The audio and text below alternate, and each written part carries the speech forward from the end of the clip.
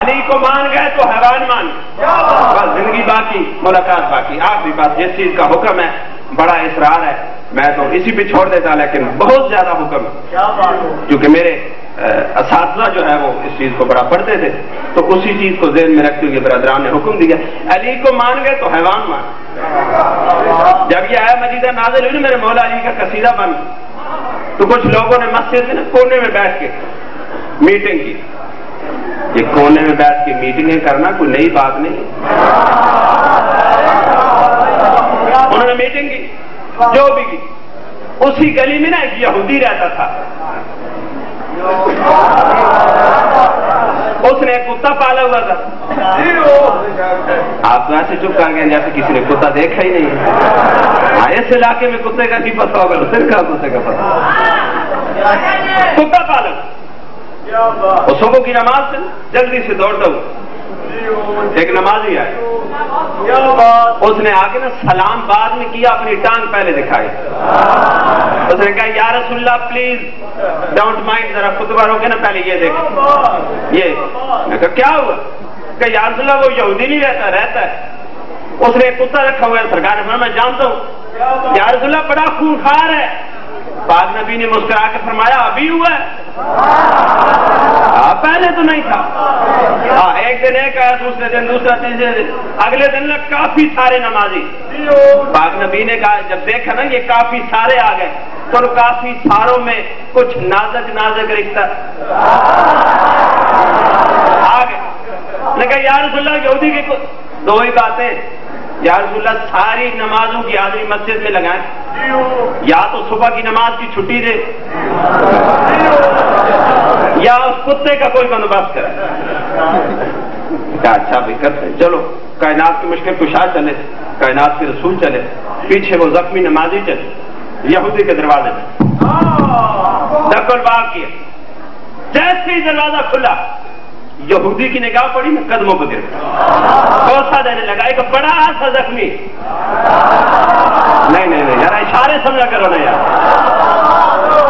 بڑا سا زخمی۔ انہوں نے کہا تو قدم کیوں چومتا ہے،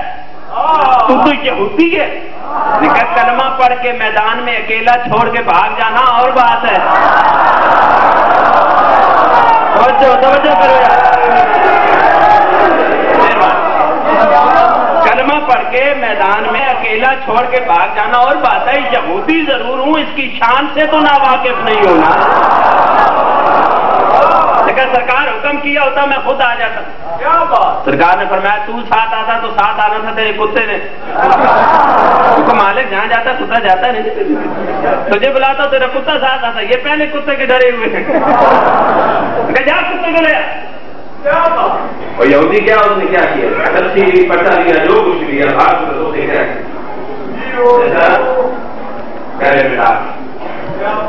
اس کو لیتا۔ اچھا کتے کی مرضی نہ ہو نا کہیں جانے میں، تو کتا پیچھے کی طرف دوڑ دیتا ہے۔ تجربہ ہے نا، جن کو تجربہ ہے بڑے بولے ہیں، پیچھے وہ جب رحمت کل پہ نگاہ پڑی نا تو دوڑا، اس نے پھر کھینچا، اس نے کہا یہ جا رہا ہے سیدھا ادھر، اور یہ جو زخمی کھڑے ہیں نا ان سب نے مل کے بھی آج تک کسی کو چاقو تک نہیں مارا۔ میرا بڑا قیمتی کتا ہے، کہیں کوئی سوال نہ ہو جائے۔ اس نے کھینچا، کائنات نے فرمایا نہیں، کتا ہو یا سانپ ہو معصوم کو کچھ نہیں کہتے، کتا ہو یا سانپ معصوم کو کچھ نہیں کہتے، آنے دے۔ 10 قدم دور بیٹھ کے دونوں اگلے پنجے اٹھا کے اس نے سلام کیا۔ کوئی لوگ کتے نے کیسے سلام کیا؟ میں نے کہا تم قرآن آنکھیں کھول کے نہ پڑھو، یہ میرا جرم۔ یسبح للہ ما فی السماوات و ما فی الارض، زمینوں اور آسمانوں میں جو کچھ بھی ہے وہ مالک کی تسبیح کرتا ہے، اور جو کوئی تسبیح کرتا ہے جس کی خاطر بننا ہے اس کی معرفت نہیں رکھتا۔ میرے چھٹے امام سے کسی نے اسی آیہ مجیدہ کی تفسیر پوچھی، مولا اشیاء تسبیح کرتی ہے؟ سرکار نے فرمایا درختوں کے پتے، ریت کے ذرے، پانی کے قطرے، آسمان کے تارے، پوری کائنات، اللہ کی جتنی مخلوق ساری تسبیح کرتی،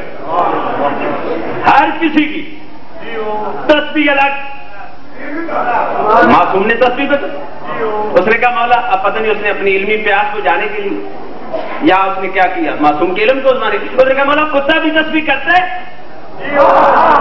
ہاں ہاں پوری توجہ، علامہ باقر مجلسی اللہ الرحمہ نے پوری ڈیٹیل لکھی ہے، چڑیا سے لے کر ہاتھی تک، چیونٹی سے لے کر ہاتھی تک جتنی باتیں لکھی ہوئی ہیں، ایک ایک جانور کا، ایک ایک جاندار کا نام ہے، پتھروں کی بھی آگے تسبیح لکھی ہوئی ہے، فلانی تسبیح بسم اللہ حقا حقا، سبحان اللہ حقا حقا، اس قسم کی تسبیحات لکھی ہوئی ہیں، بڑی لمبی چوڑی ڈیٹیل تسبیحیں لکھی ہوئی۔ کہا جی یہ تسبیح کر، اس نے کہا جی پتہ ہے نا کتا بھی تسبیح کرتا ہے؟ سرکار نے فرمایا کتا صرف تسبیح نہیں کرتا، ساتھ ایک کام اور بھی کرتا ہے۔ ہاں ہاں تھوڑا دینے کو براد کروا، بالکل آخری لفظ کہنے والا، کتا صرف تسبیح نہیں کرتا، ساتھ ایک کام اور بھی کرتا۔ کیا؟ میرے چھٹے مالک نے، مولا نے، امام نے، رہبر نے، دین کے ہادی نے فرمایا کتا تسبیح کے بعد سر سجدے میں رکھتا ہے، اللہ کا شکر ادا کرتا ہے، مالک تیری ذات کا لاکھ لاکھ شکر، تو نے مجھے کتا تو بنایا، خنزیر نہیں بنا۔ کتا تو بنا، بولا وہ کیوں کہتے؟ میرے امام نے فرمایا کتا یہ جانتا ہے کہ خنزیر کتنا نجس، اسے کہتے ہیں مولا پھر خنزیر کیا کرتا ہے؟ سرکار نے فرمایا خنزیر بھی دو کام کرتا ہے۔ کیا؟ خنزیر بھی پہلے اللہ کی تسبیح کرتا ہے، پھر شکر کرتا ہے کہ مالک تیری ذات کا لاکھ لاکھ شکر ہے، میں تیری تقسیم پہ راضی ہوں، مالک تیری ذات کا لاکھ لاکھ شکر ہے، تو نے مجھے خنزیر بنا دیا، تو علی کل شیء قدیر ہے، تیری مرضی میں تیری تقسیم پہ راضی ہوں، مالک تو نے مجھے خنزیر بنایا، کوئی بات نہیں، تیری ذات کا لاکھ لاکھ شکر ہے، تو نے مجھے خنزیر تو بنایا، منکر ولایت علی نہیں بنا۔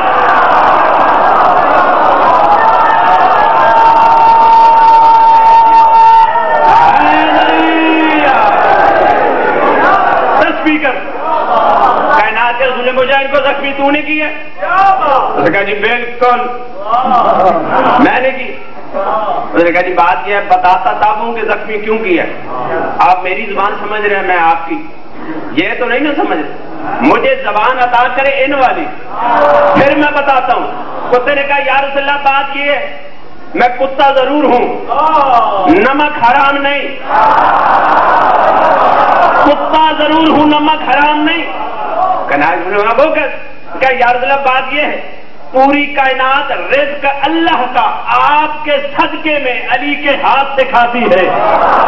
میں بے شک یہودی مالک کے گھر میں رہتا ہوں، کتا ہوں، نمک حرام نہیں، ان سے پوچھئے کرنے کیا جاتے تھے؟ جی نماز پڑھنے جاتے تھے، ان سے پوچھئے پڑھنے نماز جاتے تھے، میرے یہودی مالک کے گھر کے سامنے سے گزرتے ہوئے روح نماز علی کا گلا کرتے تھے، میں علی کا کھاتا ہوں، یہ کیسے ہو سکتا ہے گلا بھی علی کا کرے بچ کے بھی گزر جائے؟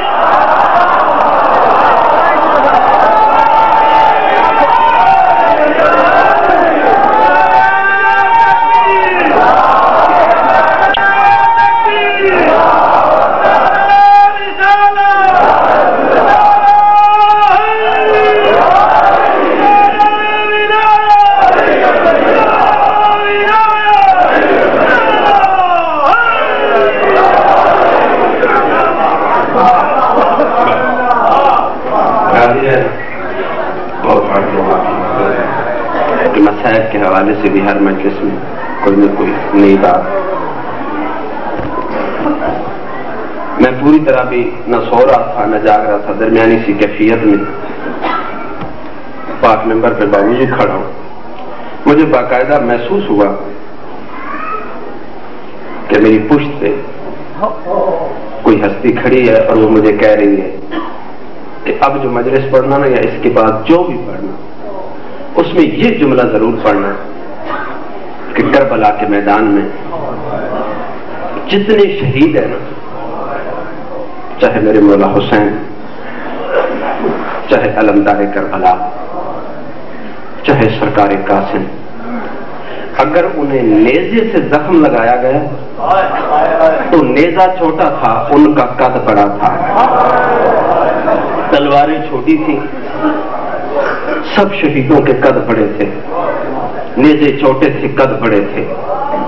پتھر چھوٹے تھے قد بڑے تھے، اللہ جانے کون ہستی تھی۔ میرے کانوں میں پاک ممبر کی قسم ہے یہ آواز آئی کہ واحد شہید ہے کربلا کا، آپ کی معرفت کے صدقے واحد شہید ہے کربلا کا میرا مولا علی اصغر، جس کا قد چھوٹا تھا سب ہتھیار بڑے تھے۔ مرحبا مرحبا۔ جن کی گود میں چھوٹے چھوٹے بچے ہیں، میں اپنی ماں بہنوں سے گزارش کروں گا جتنی دیر میں اس باب الحوائج کا مصائب پڑھوں، گود میں لے کے بچوں کو کھلانا نہیں۔ ہو سکتا ہے کسی بیوی کے پہلو کے ساتھ بی بی رباب بیٹھی ہوں اور رو کے بی بی کہے جی نانو کھلانا نہیں، دودھ نہیں پلانا بچے کو، کیوں ہو سکتا ہے بی بی رباب رو کے کہے کہ اے ہمارے گھر کی ازادار تو اپنے بچے کو کھلا، میری اپنی قسمت۔ امام راوی نہیں، میرے چوتھا امام راوی ہے اس روایت کا، میرے چوتھے امام فرماتا ہے کربلا کے بعد جتنے دن جناب رباب سلام اللہ علیہ زندہ رہی، میرے امام فرماتے ہیں میری ماں جو صبح کی اذان سے کچھ پہلے تڑپ کے اٹھ جاتی تھی، کبھی اپنے دائیں پہلو میں ہاتھ مارتی تھی، کبھی بائیں پہلو پہ ہاتھ مارتی تھی اور رو کے کہتی تھی ابھی تو یہی تھا، ابھی تو یہی تھا۔ میں رو کے ماتم کروں نا، جس کے مذہب میں ماتم جائز ہے، رو کے میری ماں کہتی تھی ابھی تو یہی تھا۔ میں اپنی اماں سے پوچھا تھا اماں رباب کون؟ یہی تھا۔ میری اماں رباب رو کے کہتی تھی بیٹا سجاد ابھی اصغر میرے پہلو میں سویا ہوا تھا، ابھی اس کی آواز آ رہی تھی اماں اٹھو میرے دودھ کا وقت ہو گیا۔ واحد شہید، میں مکمل شہادت نہیں، میں معافی مانگ کے سادات سے اپنی پردہ مرشدزادیوں ماؤں بہنوں سے بچیوں سے معافی مانگ کے مکمل شہادت نہیں، یہ واحد شہید ہے کربلا کا جو ایک مرتبہ نہیں، دو مرتبہ نہیں، تین مرتبہ نہیں، 4 مرتبہ شہید ہوا ہے۔ سب سے پہلے جب باپ ہاتھوں پہ اٹھا کے میدان کربلا میں لے کربلا کی زمین صاف کی، نیچے اپنی ابا بچھائی، ننے ننے لب ہلے، کہا بابا نیچے ابا کیوں بچھائی؟ فرمایا اصغر تمہارا جسم نرم ہے، کربلا کی ریت گرم ہے۔ اس وقت جناب علی اصغر نے اپنے ننے ننے ہاتھ پاپا کی یوں داڑھی کی دونوں جانب رکھے اور فرمایا پاپا امتحان میرا ہے، گھبراتا تو بابا ابا ہٹا لے، آج دیکھ میں بابا ان اشکیات سے پانی بابا مانگنا ہے تو میری توہین، لیکن حکم امام سمجھ کے حجت تمام کرنے کے لیے پانی مانگتا ہوں بابا، ساتھ وعدہ کرتا ہوں قیامت تک لوگ 2 چیزیں نہیں بھولیں گے، دربار میں دادی کا حق مانگنا، کربلا میں پوتے کا پانی مانگنا۔ عمر سعد اور شمر قریب ہے، عمر کو کہتے ہیں تیر اٹھا۔ پوری کائنات میں اگر مجھ سے پوچھو نا، پوری کائنات میں سب سے بڑا ظلم ہے سرکار علی اصغر کی شہادت، جہاں مقتول کی عمر 6 مہینے، قاتل کی عمر 34 سال۔ تیر اٹھائے سے وہ تیر اٹھایا جو جنگ میں دوڑتے ہوئے گھوڑے یا ہاتھی کو بھی مارا جاتا تھا تو وہ گر جاتا تھا، جانوروں کے لیے جو تیر استعمال ہوتا تھا انسانوں کے لیے نہیں۔ اس نے تیر اٹھایا، پہلی مرتبہ اس نے نشانہ لیا، اس کا ہاتھ کانپا، تیر کمان زمین پہ، دوسری مرتبہ اٹھایا تیر کمان زمین پہ، تیسری مرتبہ اٹھایا زمین پہ۔ شمر اس کے کندھے پہ ہاتھ رکھ کے کہتا عمر صاحب کہتا تو بہت بڑا تیر انداز ہے، تو اتنا بڑا تیر انداز ہے، کئی ہزار تیر اندازوں کا استاد ہے، تیر کیوں نہیں چلاتا؟ اس نے کہا تجھے کیا پتا، جب بھی میں علی اصغر کے گلے کا نشانہ لیتا ہوں، علی اصغر کے گلے پہ کبھی رسول کا گلا آتا ہے، کبھی بطول کے ہاتھ آتے ہیں، نیچے کرنے وہ بندہ جس سے رونا نہیں آ رہا، بی بی رباب سے معافی مانگے، وہ کہتے ہیں کبھی علی اصغر کے گلے پہ رسول کا گلا آتا ہے، کبھی بطول کے ہاتھ آتے ہیں، مجھے معاف کرنا، وہ کبھی نہ کہتا مجھے کوئی پرواہ نہیں، تیر بطول کو لگے یا رسول مجھے کوئی پرواہ نہیں، تو تیر چلا۔ اس نے تیر چلایا، بی بی رباب نے خیمے سے آواز دی اصغر ہوشیار، وہ کمینے کا نشانہ غلط تھا، تیر تمہارے بابا کے سینے میں نہ لگے۔ علی اصغر نے گردن اٹھائی، ساتھ آواز دی کہا ماں اگر تیر میری گردن سے چھوٹا ہوا تو میں ضمانت دیتا ہوں، اگر تیر بڑا ہوا تو راضی رہ۔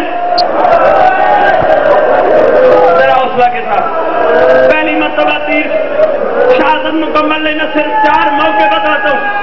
کہ یہ 4 مرتبہ کیسے یہ ذرا حوصلے کے ساتھ اور میری قوم کے جوانوں ذرا حوصلے کے ساتھ میری ماں بہنوں میری محمود شہزادیوں سے معافی مانگ کے پہلی مرتبہ تیر سے اور جن کی چھوٹی چھوٹی اولاد ہے جو سید بیٹھے معافی مانگ کے دوسرا جملہ قطاریں بن گئی سارے سر مل گئے انہوں نے کہا مارے 72 تھے یہ سارے قطر ہے ایک کمینہ کہتا ہے وہ چھوٹے سے بیٹے کو اٹھا کے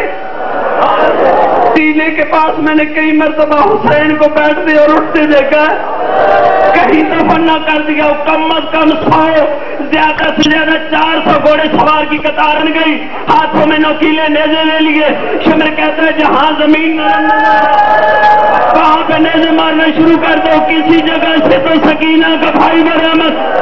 اچانک ایک نیزہ زمین پہ لگا نیزے کی نوک پہ سرکار علی اصغر یہ کمینہ دوڑا اس نے سپاہی سے وہ نیزہ چھینا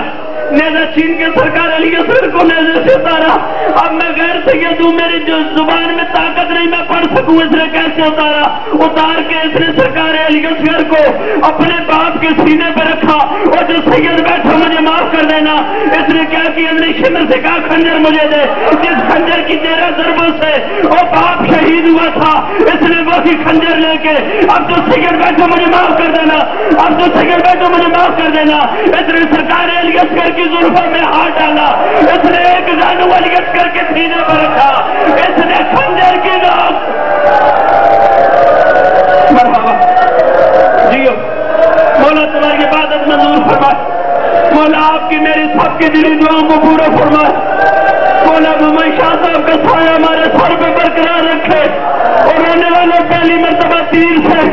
دوسری مرتبہ نیزے سے میں بڑی جلدی کر رہا ہوں تیسری مرتبہ خنجر سے شہید ہوا آؤ مجھ پہ سوال کرو تو نے تو پڑھا ہے 4 مرتبہ چوتھی مرتبہ علی اصغر کیسے شہید ہوا یزید کا دربار تھا یزید کے دربار میں اچانک اس کے دربار کی چھوٹی سی کھڑکی کھلی یزید کی 4 سال کی بیٹی رملہ داخل دربار ہوئی اس نے کہا رستہ دے دو میری بیٹی آ رہی ہے ہم 1400 سال سے مٹیوں پہ بیٹھ کے اسی لیے رو رہے ہیں کہ یزید کی بیٹی کو رستہ مل گیا حسین کی بیٹی منتیں کر آخری لفظ معذرت کے ساتھ آخری لفظ میں بہت لمبا پڑ گیا آخری جملہ دل کر یزید کی بیٹی نے آ کے نا نیزے دیکھنے شروع کیے سرکار قاسم کا سر دیکھ مولا علی اکبر کا سر دیکھ مولا حسین کا سر دیکھ جب اس نیزے کے پاس پہنچی نا اولاد والوں یہ جملہ ذرا حوصلے سے سننا خصوصاً سید